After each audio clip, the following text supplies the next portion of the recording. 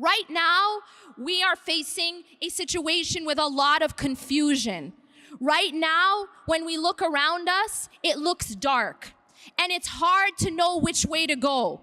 Different people saying different things. Who am I supposed to believe? Which group am I supposed to follow? Which website am I allowed to read? And so there's a lot of confusion. And whenever there's confusion, you are not going to find your way by simply giving that task to someone outside yourself. Yes, we need to seek knowledge. And yes, we need to seek the people of knowledge. But I'll tell you this.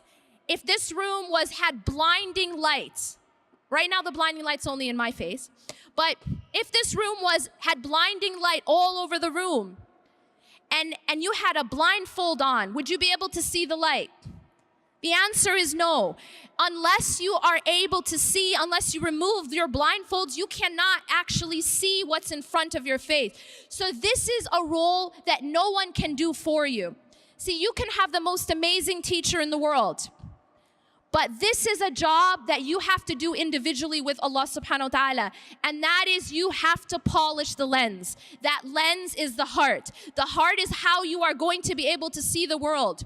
You have to take care of the heart so that it's healthy enough to be able to receive that light. Because again, unless you remove the blindfold, all the light in the world isn't going to reach your eyes. And unless the heart is prepared to receive light, unless the heart is prepared and clean and able to receive, you could be surrounded by all the light in the world. You could be surrounded by the most knowledgeable teachers, but you won't be able to see your way unless you actually prepare the heart to be able to receive that. And that's something that we have to do individually. We have to be able to clean our hearts such that we're able to see things for what they are. We're able to see that path, because you can't follow a path that you can't see.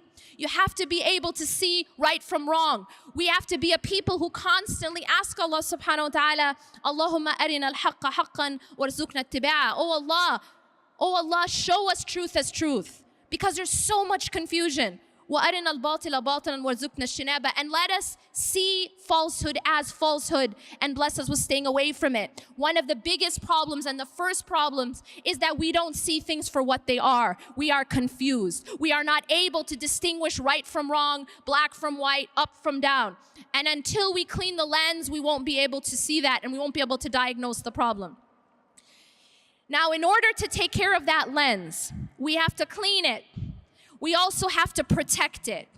I warn you, and I warn myself, from something that's very, very easy to do right now. It's a subtle point, but it is extremely dangerous. And that is focusing on the problem itself. See, one of the most powerful stories to me is the story of Musa alayhi salam in front of the Red Sea. I feel like within this story, it's like a narrative that explains our whole condition and the reactions that we have when we are faced with challenges. And Allah subhanahu wa ta'ala shows us in this story, He compares and contrasts the reactions of different people to the same external event or the same external obstacle. فَلَمَّا تَرَاءَ الْجَمْعَانِ قَالَ أَصْحَابُ مُوسَى إِنَّا لَمُدْرَكُونَ. When Musa alayhi salam is now trying to escape Pharaoh, there's a Pharaoh following behind with his army. And now him and his people are they're in front of the Red Sea. And there's an army behind them. And this is a superpower army. And they're a group of slaves. And now they're put in this very, very difficult situation.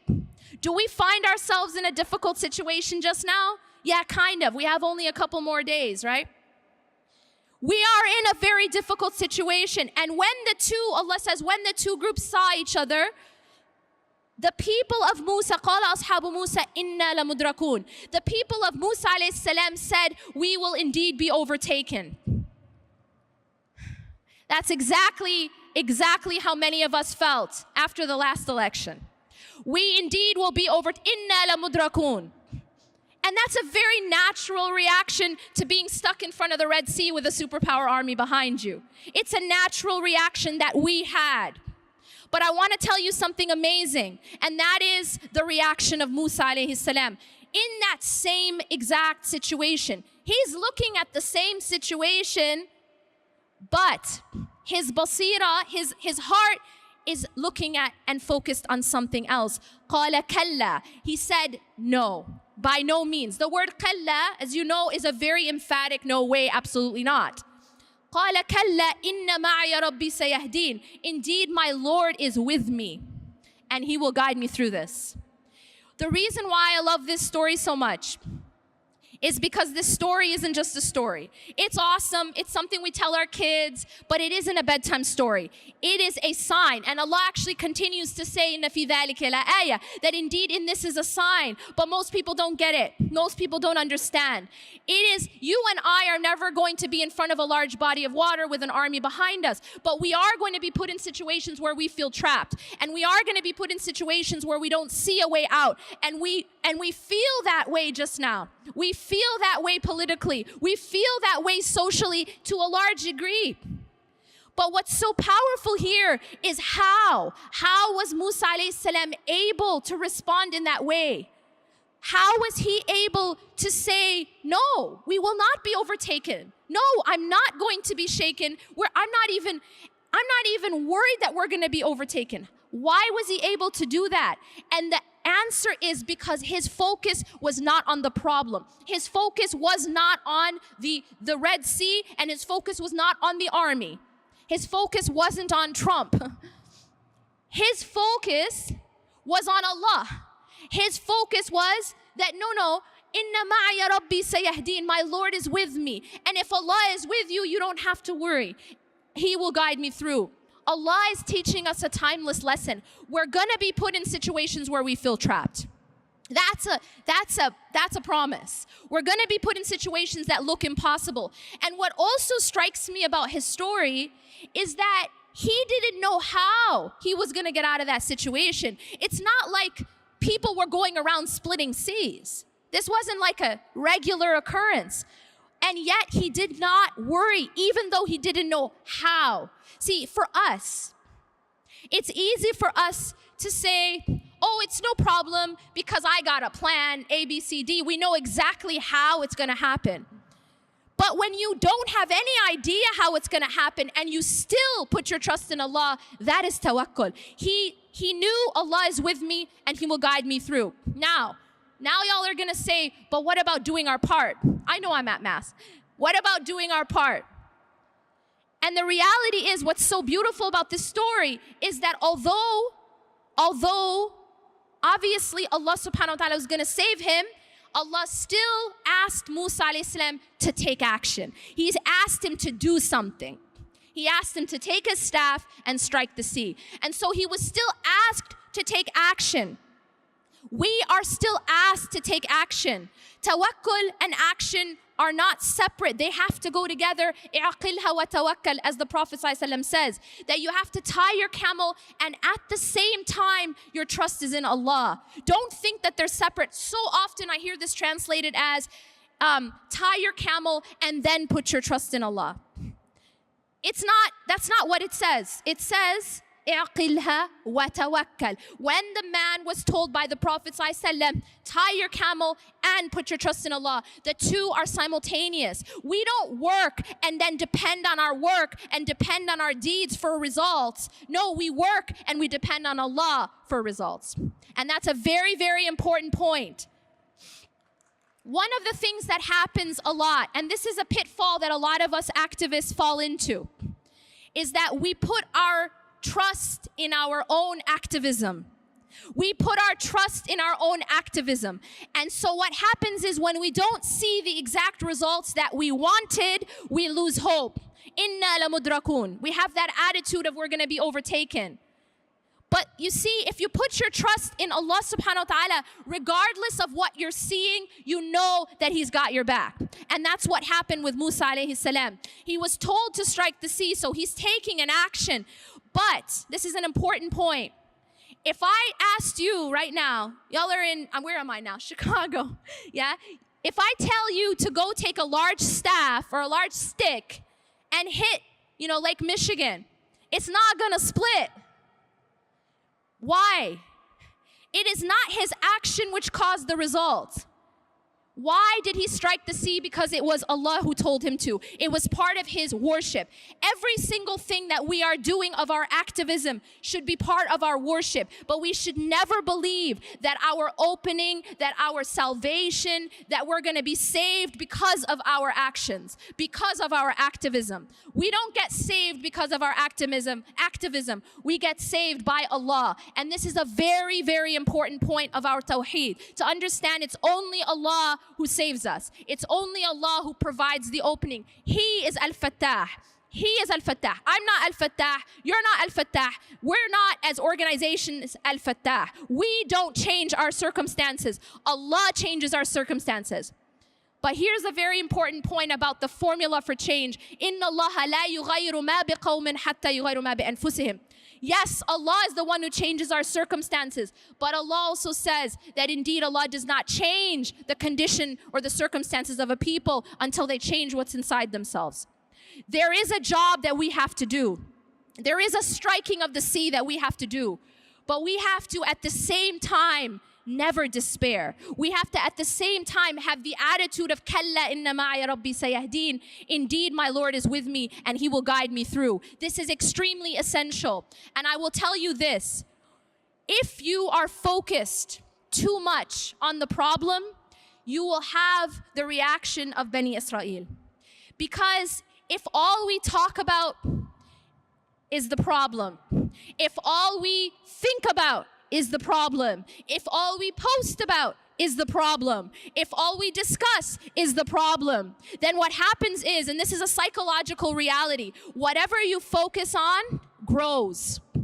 Whatever you focus on grows. This is why Allah subhanahu wa ta'ala told us to focus on dhikr. That the more that we focus on the remembrance of Allah, the bigger the importance of Allah subhanahu wa ta'ala is in our lives.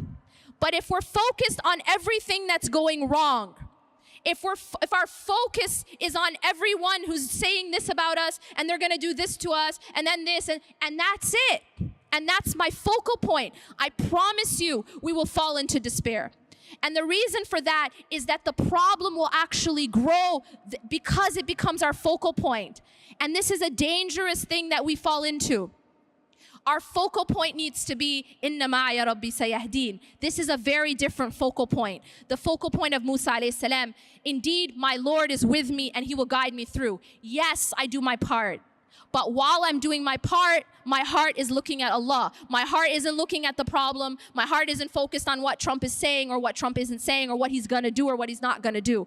Yes, I do my part because it's part of my worship. But Allah subhanahu wa ta'ala is my focus. And when Allah is your focus, then you don't fall into despair because you know that Allah's got you. This is extremely important.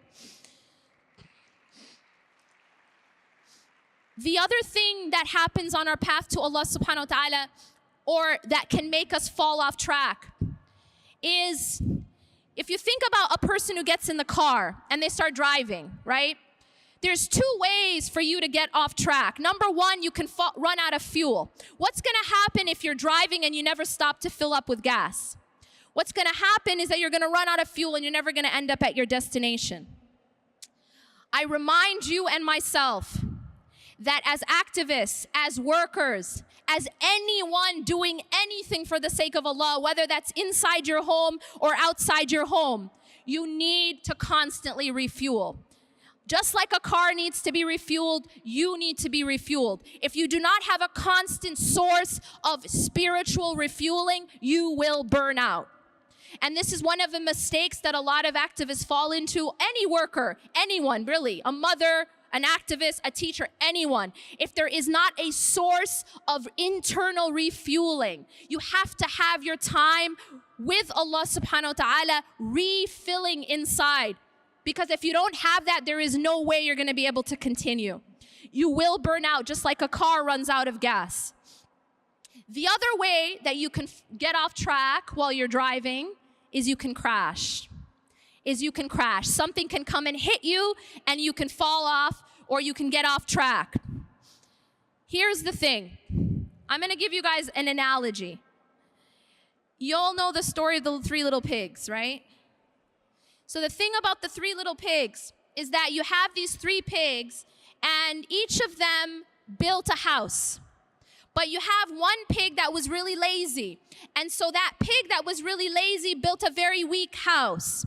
And then you have another one who was also lazy, not quite as lazy, but also built a rather weak house. But then you have a third pig who put in the effort to build a strong house, put in bricks. So now what happens is the big bad wolf comes, as big bad wolves do, right?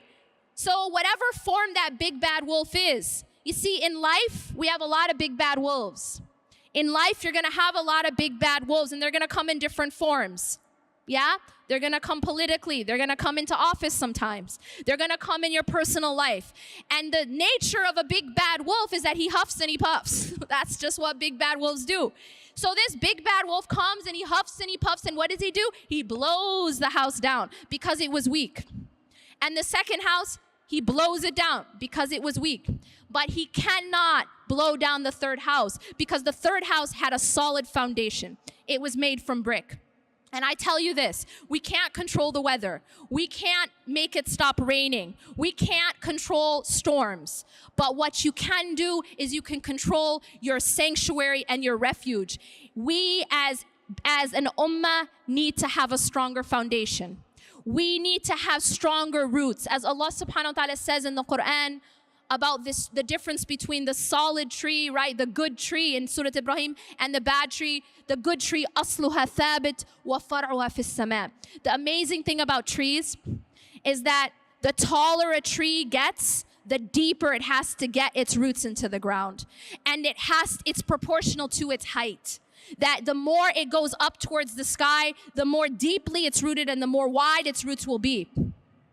And that's how we have to be as an ummah. We cannot be these flimsy houses that the moment someone huffs and puffs, it blows our house down. We can't be that way. We have to be the solid oak that has firm roots, that yes, there's gonna be weather, yes, the big bad wolf's gonna blow, but it can't destroy us if we have solid roots. Now, how do we make those solid roots?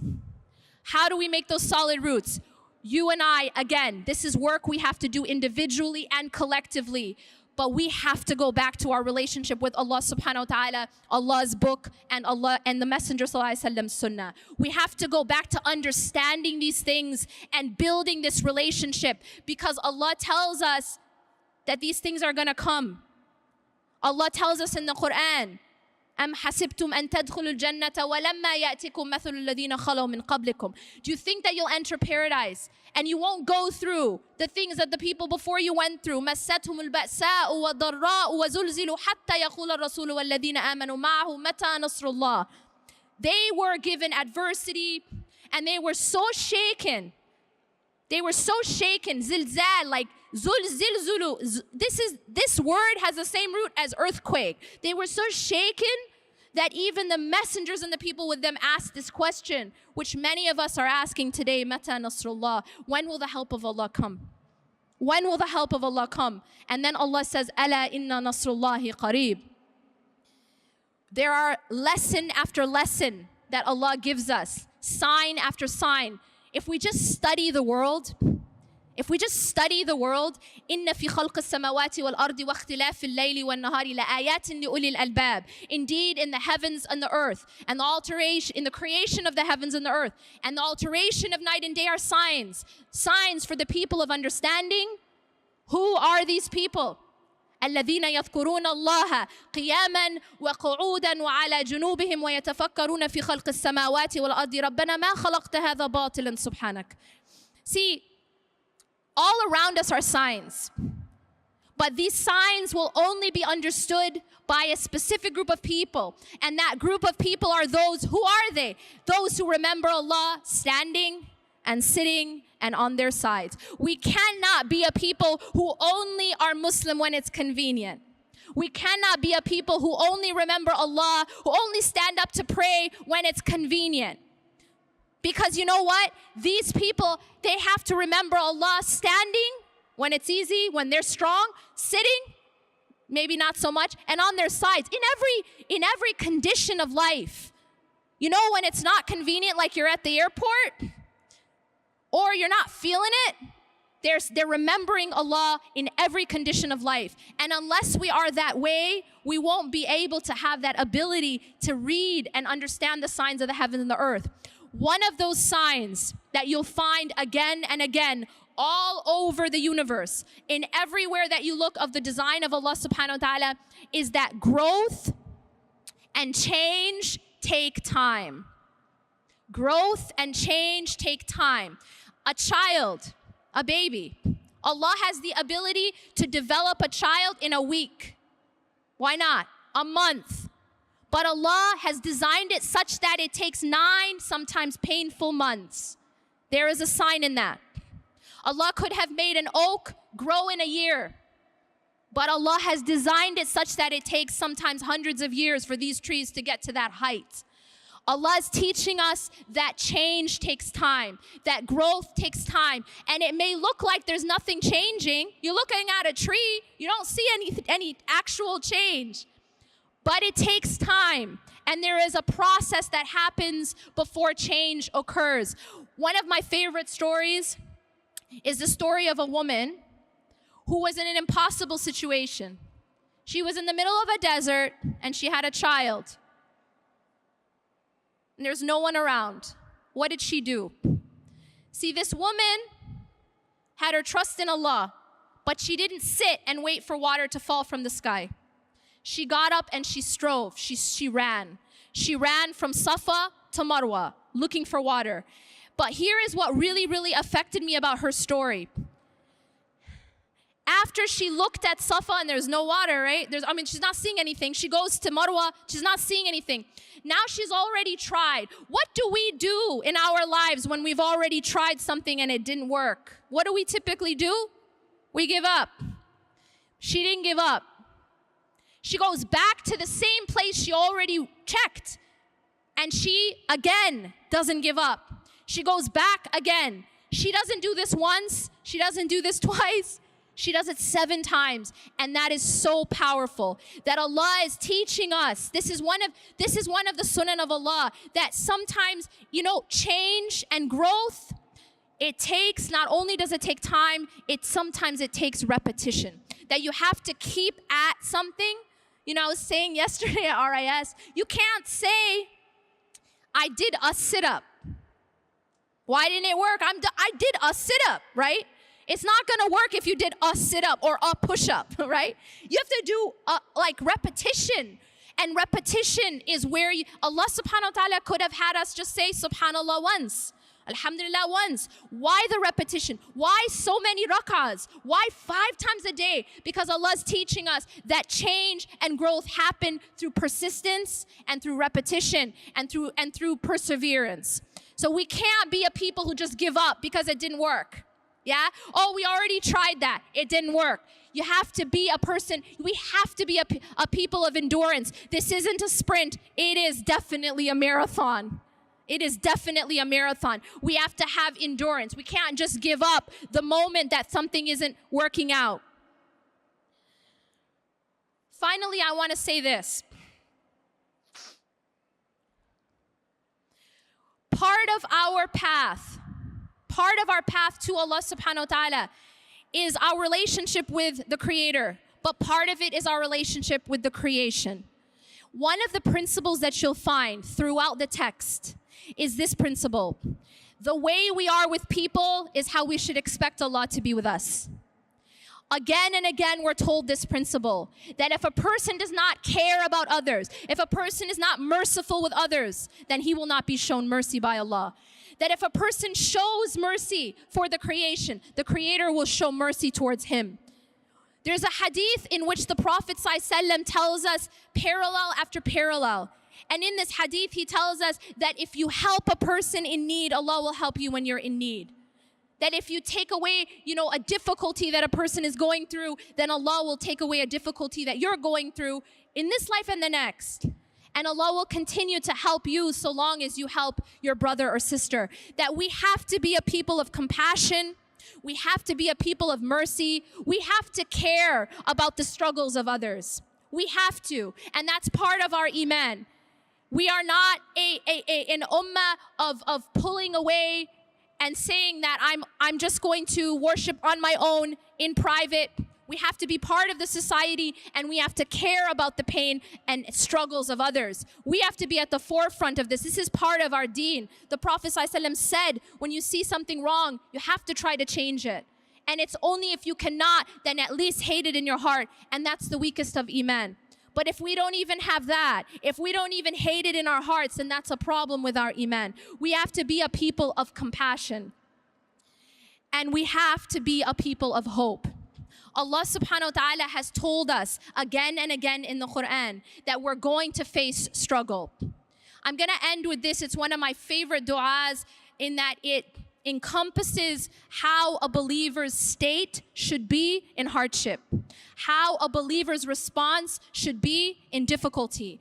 And that is Ayyub alayhi salam.